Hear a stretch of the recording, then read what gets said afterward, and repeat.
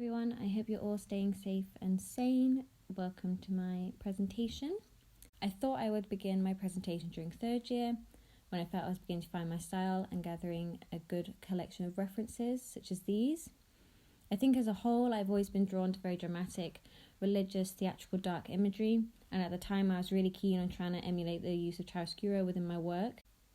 This was one of the main paintings I did in third year. There were many directions I think this piece could have gone. For example, I was thinking of having two different nudes circling each other or parallel to each other, but in the end I was just happy with one. It was this piece on the right by Beth Kavanagh, Tangled Up in You, that originally inspired this painting. I think it captures life, death and fear in a frozen moment, and this is what I wanted to emulate in my own work. But I think I've been able to achieve a strong sense of light and dark within this painting, and a believable tone of flesh as well. But working so tightly and focused was something I had to undo later on in my practice. This next painting I did was pretty much a homage to Henry Fuseli's The Nightmare. It wasn't one of my most successful pieces. You can see it was the beginnings of me trying to fade people and objects in and out to create depth, such as this horse in the background and the body parts here. But I think through this piece you can start to see the recurring motif of nightmares and horror and horses begin to appear within my work. Soon after painting this piece, I visited a Paula Rego exhibition. It was some of her work seen here alongside Kiki Smith's Lilith that inspired my next piece in third year. It's a self-portrait, and at the time I was becoming more comfortable with my body and who I was. I was becoming more open to my family about not wanting to fulfill traditional feminine roles such as marriage or motherhood. To portray this, I used animals as a form of symbolism, hence the snake on the foot, the pelican. At one point there were two dogs at the bottom of the painting as well. I was trying to free myself up from the tightly detailed flesh work I was so used to doing, but it was really difficult. I think trying so hard not to do it ended up making some areas such as the leg and the knees and the feet looking really overworked. I ended up turning it around because I didn't think the body originally sat very well in the painting, and turning it around made the legs the centre of the frame, and I think it just balanced out the composition a lot more.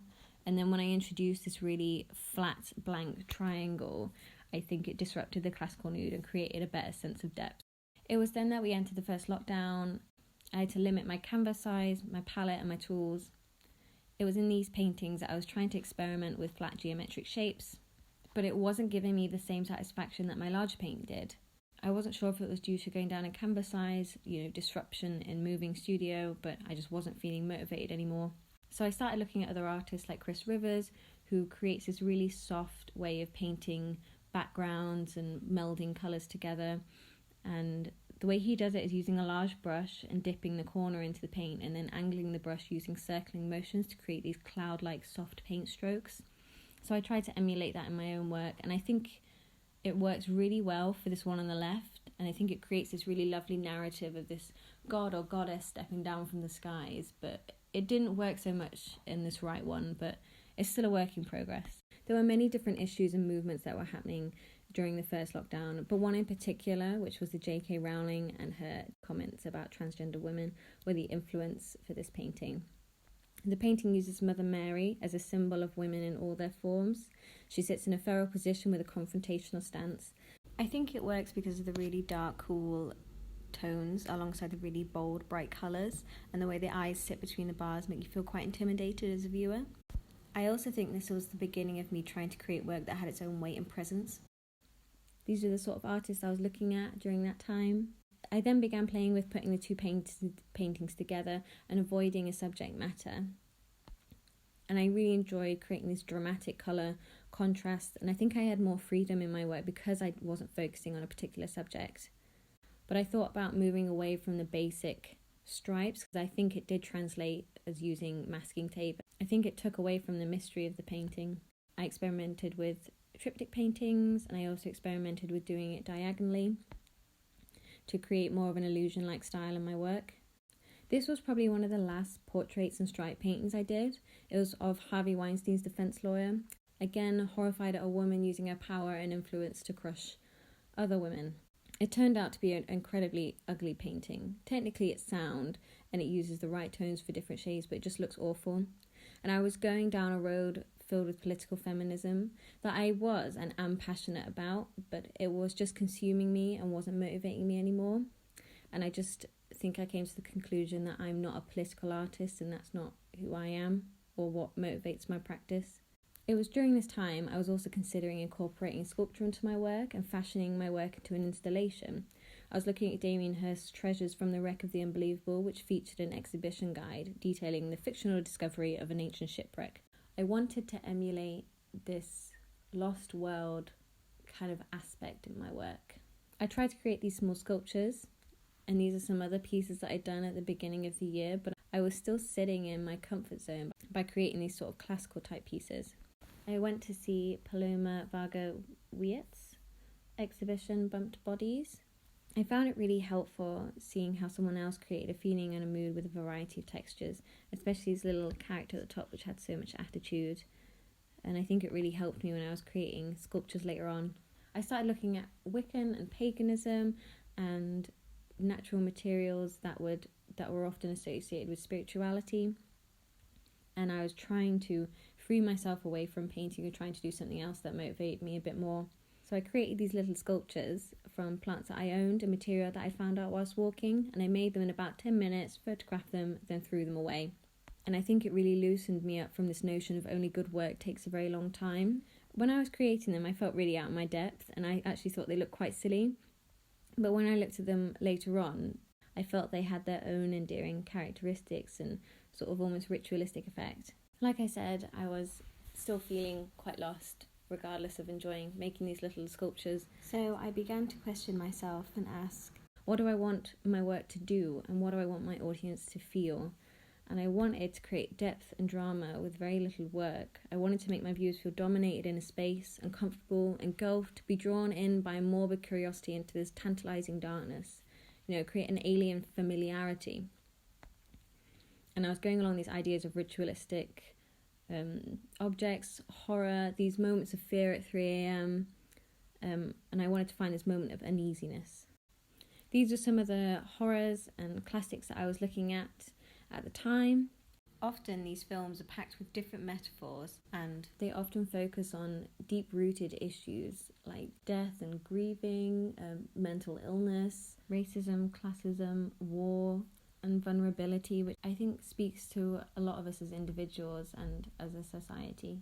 I then created this painting in about 2 days, and I think it really gives off that primal animalistic feeling frozen in time that draws you in, which was what I was going for. I wanted to make the viewer feel like they weren't quite sure if they were in danger or whether they were safe. Here are some of the pieces that led up to the large painting. So I didn't use paintbrushes in this piece. I used a rag, and I focused on the technique scumbling to create a raw umber glaze underneath, and then packing on this really dirty yellow. There's some reds and blues at the bottom that haven't translated over camera. I wanted it to look quite heavy and raw. I considered how this would sit in a gallery space, and I think it would look best under a single or 2 spotlights angled slightly off the wall, as you can see here, so that it imposes the viewer even further. One of the things I considered was having it so that the hands on the painting were the same head height as the viewer, to make them feel quite insignificant and small. This was another large painting I began whilst we were still in the studios, and I've been mulling over this idea for a really long time, and I wanted to paint something along the lines of the 4 Horsemen of the Apocalypse. I love the theatrical imagery and the drama around this story. I created these 2 sketches, and they actually ended up being as important as the original painting. At this point, I was working a lot looser, and I think that really benefited me and my practice. I'm not sure if this one on the right works as well on its own without the left one.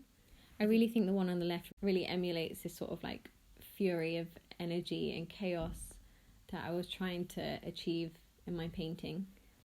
I was using Scarlet Lake, Crimson Red and Azulian Crimson, and it took me quite a while to get the horses in the right position. As you can see, I moved on from having the 2 canvases next to each other to moving one slightly above it. I wanted to create this notion that it had been cut off the wall from some important building in a parallel world, and that it was a historical artifact in a sense. However, what I found when reflecting on these works was that it wasn't giving me the same depth that the black painting was.